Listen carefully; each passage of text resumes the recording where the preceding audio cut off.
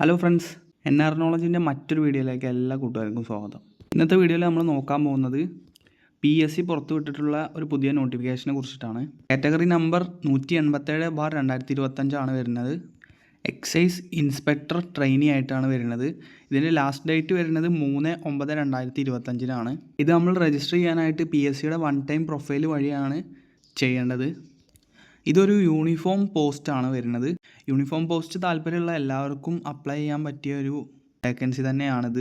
ഇതിൻ്റെ scale of pay നോക്കുകയാണെങ്കിൽ 43,400 തൊട്ട് 91,200 വരെയാണ് സാലറി സ്കെയിലും കാര്യങ്ങളും പറയുന്നത്. പിന്നെ അതുപോലെ തന്നെ നമ്പർ ഓഫ് വേക്കൻസി നോക്കുകയാണെങ്കിൽ 6 വേക്കൻസിയാണ് ഉള്ളത്. വേക്കൻസി നോക്കിയിട്ട് ആരും ഇത് കൊടുക്കാതിരിക്കേണ്ട. അപ്ലൈ ചെയ്യാൻ പറ്റുന്ന എല്ലാവരും ഇത് അപ്ലൈ ചെയ്യുക. പിന്നെ റിക്രൂട്ട്മെൻറ്റ് നോക്കുകയാണെങ്കിൽ ഡയറക്റ്റ് റിക്രൂട്ട്മെൻ്റ് ആണ് വരുന്നത്. പിന്നെ ഏജ് ലിമിറ്റും കാര്യങ്ങളും നോക്കുകയാണെങ്കിൽ 19 വയസ്സ് തൊട്ട് 31 വയസ്സ് വരെയുള്ള ആൾക്കാർക്ക് കൊടുക്കാൻ പറ്റും. പിന്നെ SC-കാർക്ക് 5 വയസ്സിൻ്റെ റിലാക്സേഷനും കാര്യങ്ങളും കിട്ടും. അതുപോലെ OBC-കാർക്ക് 3 വയസ്സിൻ്റെ റിലാക്സേഷനും കാര്യങ്ങളും കിട്ടും. അപ്പോൾ എല്ലാവരും നോക്കിയിട്ട് കൊടുക്കുക. പിന്നെ ഇതിൻ്റെ എഡ്യൂക്കേഷൻ ക്വാളിഫിക്കേഷൻ്റെ ഭാഗത്തേക്ക് നോക്കുകയാണെങ്കിൽ ഡിഗ്രിയാണ് പറഞ്ഞിട്ടുള്ളത്. BA, BSc, BCom degree of any recognised university എന്നാണ് പറഞ്ഞിട്ടുള്ളത്. അപ്പോൾ അത് നോക്കിയിട്ട് എല്ലാവരും കൊടുക്കുക. പിന്നെ ഇതിന് വരുന്ന ഫസ്റ്റ് സ്റ്റെപ്പ് എന്ന് പറയുമ്പോൾ എക്സാമാണ് വരുന്നത്. നമ്മുടെ OMR എക്സാമാണ് വരുന്നത്. പിന്നെ അത് കഴിഞ്ഞിട്ട് ഫിസിക്കൽ ക്വാളിഫിക്കേഷനാണ് വരുന്നത്. അതായത് മെയിൽ കാൻഡിഡേറ്റ്സിൻ്റെ ഭാഗം നോക്കുകയാണെങ്കിൽ 165 സെൻറ്റിമീറ്റർ ഹൈറ്റും പിന്നെ SC-കാരാണെങ്കിൽ 160 സെൻറ്റിമീറ്റർ മതി. പിന്നെ ചെസ്റ്റും 81 സെൻറ്റിമീറ്റർ ആണ് നോർമൽ. പിന്നെ എക്സ്പാൻഷൻ ചെയ്യുമ്പോൾ 5 സെൻറ്റിമീറ്ററും വേണം. അങ്ങനെ ഫീമെയിൽസിൻ്റെ ഭാഗം നോക്കുകയാണെങ്കിൽ ഹൈറ്റ് 152 സെൻറ്റിമീറ്റർ ആണ്. ഹൈറ്റും കാര്യങ്ങളൊക്കെ എല്ലാവർക്കും കൊടുക്കാൻ പാകത്തിന് തന്നെയാണ്. അത്രയ്ക്ക് വലിയ ഇതൊന്നും ചോദിച്ചിട്ടില്ല. അപ്പോൾ എല്ലാവരും അത് നോക്കുക. പിന്നെ വരുന്നത് സാധാരണ നമ്മുടെ ഇതാണ് ഐ ടെസ്റ്റും പിന്നെ കാര്യങ്ങളൊക്കെയാണ് വരുന്നത്. അപ്പോൾ അതും ഉണ്ടാവും. പിന്നെ അതിന് പുറമെ വരുന്നത് ഫിസിക്കൽ എഫിഷ്യൻസി ടെസ്റ്റാണ്, PET ആണ് വരുന്നത്.